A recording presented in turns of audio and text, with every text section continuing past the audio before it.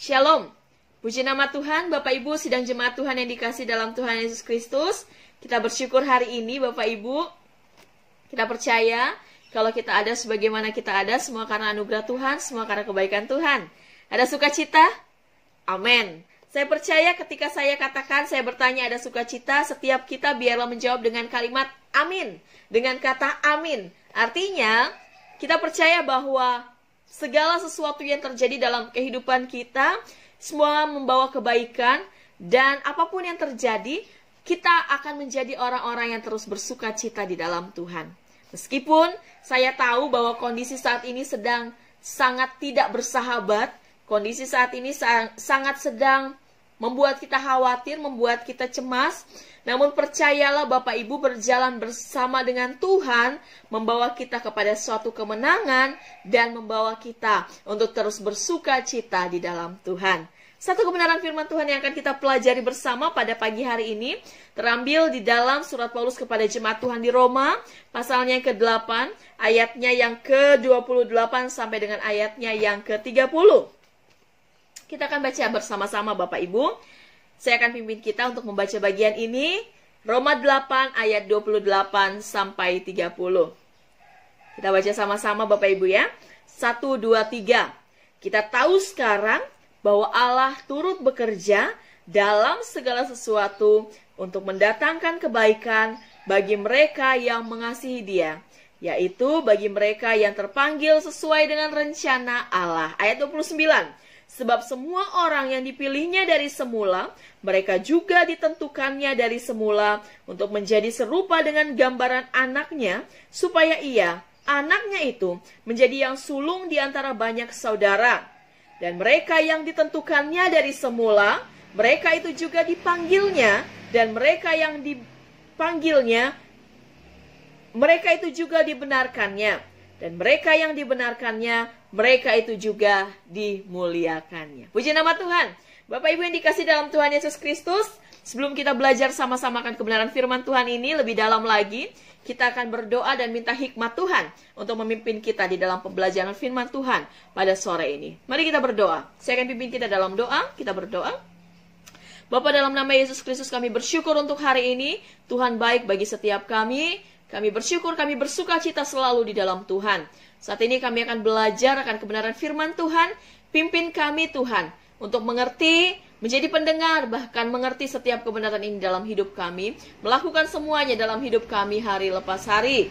Hamba-Mu yang akan menyampaikan kebenaran ini, hamba tidak lebih daripada semua jemaat Tuhan. Tapi hamba percaya ada hikmat Tuhan. Sembunyikan hamba di belakang salib pengasihan-Mu, dan kami siap untuk belajar sama-sama akan kebenaran firman Tuhan. Demi nama Yesus kami berdoa dan mengucap syukur. Haleluya. Amin. Puji nama Tuhan. Bapak Ibu yang dikasih dalam Tuhan Yesus Kristus, kita akan belajar hari ini di bawah satu tema, berkat di balik kemelut. Berkat di balik kemelut. Saya akan memulai bagian ini dengan sebuah ilustrasi Bapak Ibu sekalian. Setelah kehancuran kota London, seorang raja Inggris memerintahkan seorang arsitek yang besar, arsitek yang terkenal di wilayah itu, untuk membangun kembali sebuah gereja sejarah, gereja peninggalan sejarah, yang juga merupakan gereja yang sangat tinggi, sangat besar, sangat megah di kota itu. Nama gereja itu adalah Gereja Saint Paul. Gereja Saint Paul ini memiliki ukiran yang sangat tinggi, kira-kira sekitar 8 meter tingginya dari tanah. Ada beberapa orang yang membantu si arsitek tersebut untuk boleh mendesain atau menghias bagian-bagian dari gereja itu, Bapak Ibu. Di salah satu bagian, ada seorang yang juga membantu dari si arsitek itu. Dia membantu di ketinggian yang paling tinggi, di bagian yang paling atas. Dia sudah berhasil menyelesaikan hasil ukirannya. Dan setelah dia melihat, dia mengamati, sepertinya dia belum puas. Dia pelan-pelan mundur, Bapak Ibu sekalian. Dia mengamati apa yang sudah dikerjakannya dengan mundur secara perlahan-lahan. Sampai akhirnya dia ada di satu titik di mana beberapa langkah lagi dia akan sampai di ujung pembatas dari bangunan gedung gereja tersebut. Melihat hal tersebut, Christopher menjadi sangat khawatir. Dia ingin mengingatkan rekannya itu, namun dia menyadari kalau dia mengingatkan rekannya itu, bisa jadi si rekan itu akan kaget dan akhirnya malah akan membahayakan nyawa orang tersebut. Tapi kalau dia tidak ingatkan, Bapak Ibu, dia tahu orang tersebut juga kalau mundur beberapa langkah lagi, maka dia akan jatuh dan pasti dia akan mati. Apa yang kemudian dilakukan oleh Christopher ketika itu? Si arsitek ini lalu kemudian mengambil sisa cairan hasil dari cairan dari tinta untuk rekan tersebut melukis bangunan itu. Dia ambil cairan itu, tinta itu, lalu kemudian dia lemparkan ke hasil ukiran dari rekannya itu. Melihat hal itu, Bapak Ibu sekalian, orang ini, si rekan itu langsung maju dan berniat untuk memukul si Christopher. Bapak Ibu yang dikasih dalam Tuhan Yesus Kristus, akhirnya Christopher menjelaskan bahwa apa yang dia kerjakan adalah supaya orang tersebut tidak jatuh, dan kemudian kalau orang tersebut jatuh maka orang itu akan mati, dan lain sebagainya. Akhirnya Christopher menjelaskan maksud mengapa dia melakukan hal tersebut. Mendengar hal itu, si rekan ini awalnya mau marah, sangat marah bahkan. Kemudian dia menyadari bahwa ternyata apa yang dilakukan Christopher adalah untuk sesuatu yang mendatangkan kebaikan bagi dia. Bapak Ibu yang dikasih dalam Tuhan Yesus Kristus, seringkali Tuhan kita pun melakukan hal yang sama dalam kehidupan kita.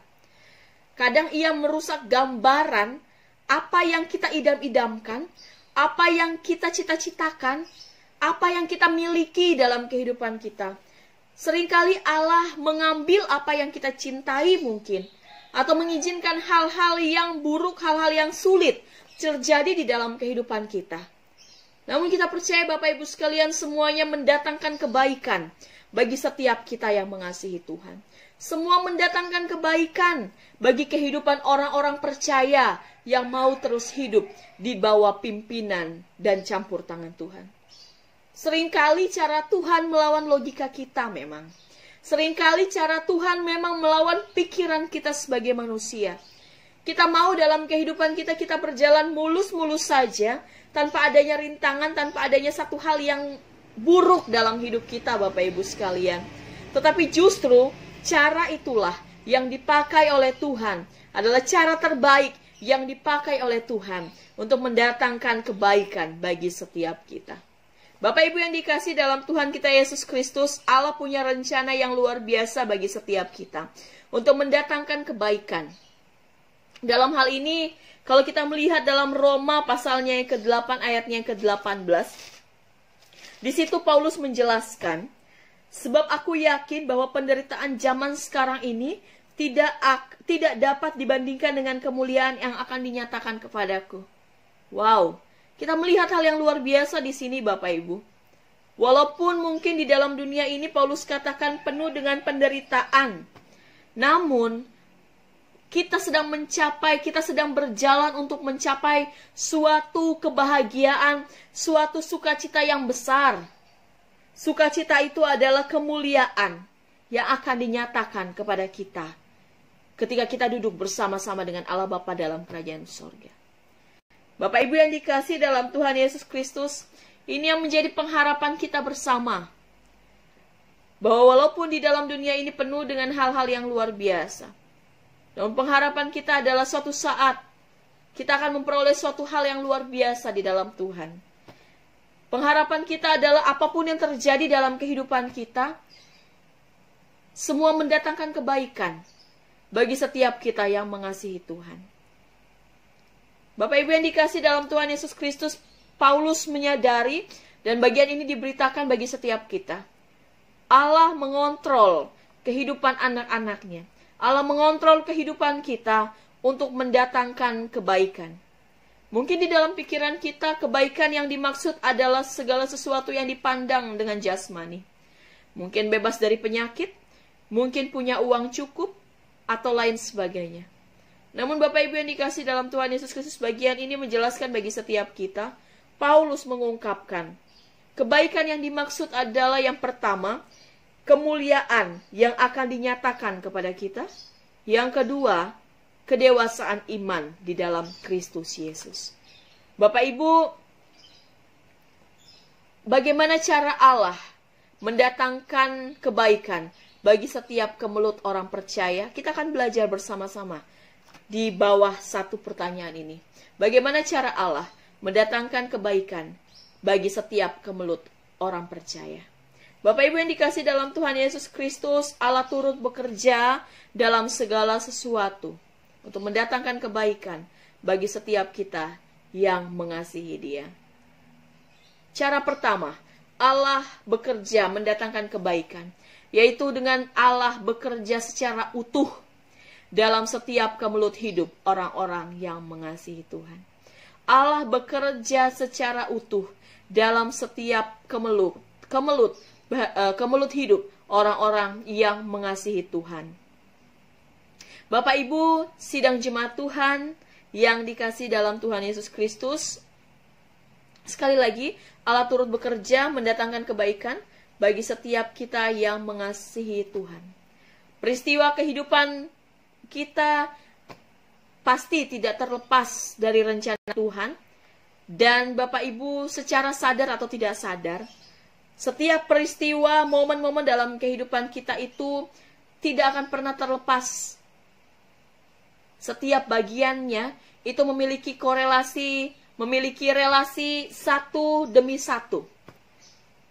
Kalau saat ini saya mengalami ini, Bapak Ibu sekalian, kemudian besok saya mengalami sesuatu, saya akan tahu bahwa apa yang saya alami besok itu adalah bagian dari apa yang sudah saya alami hari ini.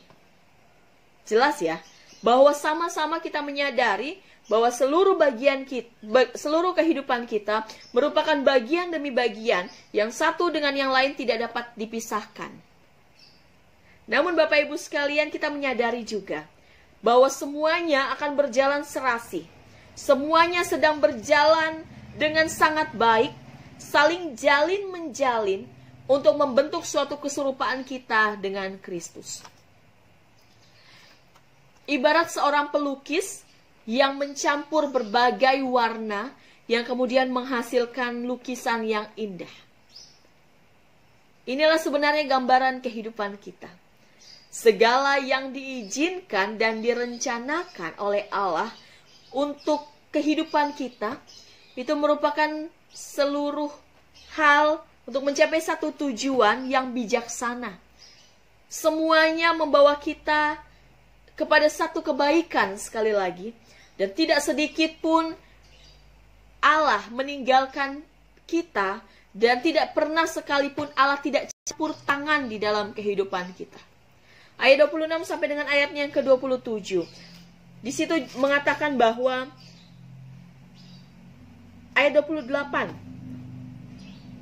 Allah turut bekerja dalam segala sesuatu, mendatangkan kebaikan bagi mereka yang mengasihi Dia, yaitu bagi mereka yang terpanggil sesuai dengan rencana Allah. Ayat 26 sampai 27 pun Paulus menguraikan mengenai pekerjaan Roh Kudus dalam hidup orang yang mengasihi Tuhan. Bapak Ibu, sidang jemaat Tuhan yang dikasihi dalam Tuhan Yesus Kristus, saya pernah baca sebuah tulisan. Saya suka dengan tulisan itu.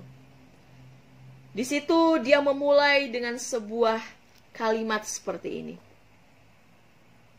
Daud pernah ingin lari dari realita kehidupannya. Karena dia menyadari bahwa kehidupannya terlalu berat untuk dia jalani. Kita lihat Daud, Bapak Ibu. Orang yang sungguh luar biasa Tuhan pakai di dalam pelayanan. Orang yang sungguh sangat-sangat luar biasa dihargai sebagai seorang raja. Dan Bapak Ibu, tidak pernah di dalam peperangan Daud menjadi orang yang kalah. Tuhan selalu membawa Daud kepada satu kemenangan, kepada kemenangan demi kemenangan yang luar biasa. Namun bagian firman Tuhan menjelaskan bahwa Daud pernah ingin lari dari realita kehidupannya. Dia pernah lari ke atas gunung dan dia katakan dia tidak ingin menghadapi kehidupan yang begitu berat, Bapak Ibu. Mari lihat Ayub. Orang yang dikatakan oleh firman Tuhan sebagai orang yang saleh. Orang yang tidak punya cacat sedikit pun di hadapan Tuhan. Namun satu kali dia katakan bahwa dia menyesal pernah hidup di dalam dunia ini. Dia berharap bahwa dia tidak pernah dilahirkan ke dalam dunia karena beratnya yang dialami ketika itu. Lalu kemudian Elia, orang yang juga sangat dekat dengan Tuhan. Orang yang sangat mengasihi Tuhan. Namun satu kali setelah dia berhasil mengalahkan dewa-dewa Baal, dengan api yang turun dari surga, suatu kali dalam bagian selanjutnya, dalam pasal selanjutnya, dia lari ke satu tempat yang tersembunyi dan dia berdoa kepada Tuhan agar Tuhan mengambil nyawanya karena dia tidak sanggup dengan kondisi yang dialaminya ketika itu. Bapak Ibu yang dikasih dalam Tuhan Yesus Kristus, apa yang dapat kita pelajari dari bagian ini? Orang-orang yang sangat dekat dengan Tuhan atau orang-orang nabi-nabi dalam perjanjian lama pun luar biasa. Mereka juga mengalami hal-hal yang membuat mereka sangat tertekan, bahkan membuat mereka penuh dengan ketakutan, membuat mereka khawatir, membuat mereka cemas, membuat mereka tidak mampu, tidak tahu harus melakukan apa. Artinya Bapak Ibu kita menyadari bahwa masalah pergumulan tidak pernah terlepas dari kehidupan orang percaya. Namun satu keyakinan kita bersama, meskipun masalah pergumulan itu terus silih berganti datang dalam kehidupan kita, namun Allah kita adalah Allah yang bekerja secara utuh. Allah yang bekerja setiap bagian demi bagian dalam kehidupan kita dengan sempurna. Allah yang bekerja dengan tidak pernah meninggalkan kita sama sekali. Allah yang benar-benar bekerja, campur tangan di dalam sepanjang kehidupan kita untuk membawa kita kepada hal-hal yang luar biasa.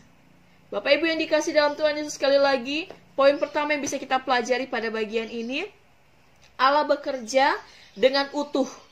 Setiap bagian demi bagian, Allah kerjakan dengan sempurna. Sehingga satu kali kelak Bapak Ibu, meskipun saat ini kita mengalami sesuatu yang luar biasa, tidak menyenangkan, namun ketika kita berhasil melewatinya, mari flashback, lihat ke belakang. Tuhan mengerjakan hal yang luar biasa dalam kehidupan kita di belakang untuk membawa kita ke dalam titik yang luar biasa saat ini. Bapak Ibu yang dikasih dalam Tuhan Yesus Kristus, bagian yang kedua yang bisa kita pelajari bersama pada bagian ini, Allah bekerja secara utuh. Yang kedua, Allah bekerja secara aktif. Allah kita bukan Allah yang suka memerintah, Allah yang hanya berjanji bahwa pergilah, ketahuilah aku menyertai engkau, pergilah, lakukan apa yang menjadi bagianmu, dan aku akan terus bersama dengan engkau, aku akan terus mencampur tangan atas kehidupanmu. Tapi sebaliknya Bapak Ibu sekalian, ketika dia berjanji, maka dia sedang menepati janjinya. Ketika dia katakan, pergi aku menyertai engkau, maka percayalah Bapak Ibu sekalian, di dalam sepanjang kehidupan kita, memang benar ada Allah yang terus memegang hidup kita dan menyertai setiap kehidupan kita. Allah kita adalah Allah yang bekerja aktif, secara aktif, bagi setiap orang-orang yang berharap, yang percaya kepada Dia. Orang-orang yang mengasihi Allah akan melihat bahwa Allah sedang sibuk, selalu sibuk bekerja dalam segala keadaan. Bahwa bahkan di dalam segala peristiwa-peristiwa yang paling menyakitkan sekalipun, Allah sedang bekerja secara aktif. Bapak Ibu, saya ingin membawa kita belajar dari kisah seorang Yusuf. Saya sering sekali membawa kisah Yusuf ini di dalam ilustrasi bagian firman Tuhan yang saya sharingkan. Kita lihat pengalaman Yusuf di dalam kehidupannya. Dia tidak bersalah, tapi dia tetap harus dipenjara untuk sesuatu yang ia tidak lakukan. Seandainya Yusuf dibela ketika itu oleh saudara-saudaranya, maka Bapak Ibu, dia tidak akan menjadi penguasa di Mesir. Andai Yusuf dibela dan andai Yusuf tidak difitnah oleh istri Potifar, dia akan tetap jadi budak ketika itu. Namun Bapak Ibu, kita melihat hal yang luar biasa yang Allah kerjakan. Allah mengizinkan semua kejadian itu terjadi dalam kehidupan Yusuf. Mungkin memang menyakitkan bagi Yusuf ketika itu. Dalam pikiran kita sebagai manusia, mungkin itu menyakitkan. Tetapi kita melihat di kehidupan mendatang, kita melihat semuanya untuk kebaikan bagi Yusuf dan bagi bangsa Israel. Di akhir daripada kehidupan Yusuf, kita melihat bahwa apa yang sudah Allah kerjakan, rentetan peristiwa yang Allah kerjakan di dalam masa lalu Yusuf, itu semua membawa kebaikan bagi Yusuf dan seluruh bangsa Israel. Bapak Ibu yang dikasih dalam Tuhan Yesus Kristus, Allah mempunyai rencana yang mendatangkan kebaikan. Rencana ini berlaku terbatas, tidak untuk umum, hanya bagi mereka yang mengasihi Allah, yang dipanggil sesuai dengan rencananya. Atau dalam terjemahan aslinya dikatakan rencana kebaikan itu berlaku bagi orang-orang yang mengasihi Allah, yang menurut rencana Allah adalah orang-orang yang terpanggil. Artinya, rencana kebaikan itu ada bagi saya dan Bapak Ibu sekalian. Bapak Ibu yang dikasih dalam Tuhan Yesus Kristus, tidak ada satu rencana pun yang dapat merugikan mereka yang sungguh-sungguh mengasihi Allah. Sebaliknya, segala hal yang menimpa kita akan membantu kita untuk mencapai satu tingkat kedewasaan iman, satu pengenalan yang benar akan Kristus. Semakin hari, segala hal yang terjadi dalam kehidupan kita akan semakin kita sadari sebagai proses yang Tuhan kerjakan untuk membawa kita kepada satu hal yang luar biasa yang sudah Tuhan rancangkan. Mungkin saat ini kehidupanmu mengalami badai. Mungkin saat ini kehidupanmu penuh dengan luka. Mungkin saat ini engkau sedang mengalami atau berjalan pada jalan yang berbatu-batu, yang membuat kakimu terluka, membuat engkau tergopoh-gopoh, atau membuat engkau kakimu sakit untuk menjalani jalan tersebut. Namun tetaplah berjalan, karena di ujung daripada jalanmu itu, engkau akan melihat pelangi yang luar biasa. Engkau akan melihat hal yang luar biasa yang sudah Tuhan kerjakan, yang sudah Tuhan rancangkan bagi hidupmu, dan yang sedang Tuhan berikan sebagai penggenapan rencananya yang luar biasa bagi kehidupanmu. Teruslah berjalan di dalam Tuhan, karena percayalah, apa yang terjadi dalam hidup kita saat ini membawa kita kepada satu kebaikan pada masa yang akan datang. Segala sesuatunya membawa kebaikan, karena dialah yang berkuasa atas segala sesuatu. Kita tidak pernah tahu akan hari esok, tapi kita tahu siapa yang memegang hari esok. Ialah Tuhan, Allah kita, yang selalu merancangkan hal yang luar biasa bagi hidup kita. Percaya kepada Tuhan dengan segenap hatimu. Lakukan kebenaran firman Tuhan ini dalam setiap tingkah lakumu, dalam setiap kehidupanmu, dan percayalah bahwa Tuhan yang akan terus menaungi engkau dengan kasih dan kebaikannya. Selamat sore semuanya. Selamat bersuka cita di dalam Tuhan. Tuhan Yesus memberkati. Shalom. Izinkan saya Bapak Ibu sekalian buat berdoa bagi setiap kita, untuk sama-sama kita menutup seluruh rangkaian pemberitaan firman Tuhan kita pada sore hari ini. Kita berdoa. Bapa, dalam nama Yesus Kristus kami bersyukur Tuhan baik bagi kami. Kami bersyukur kami boleh belajar dengan kebenaran firman Tuhan hari ini. Meneguhkan kami bahwa kami akan terus kuat dalam Tuhan, bahwa segala hal yang Tuhan rancangkan bagi kami itu baik adanya. Terima kasih Bapa, terima kasih. Dalam nama Yesus kami percaya Tuhan meneguhkan firman ini bagi hidup kami. Haleluya. Amin.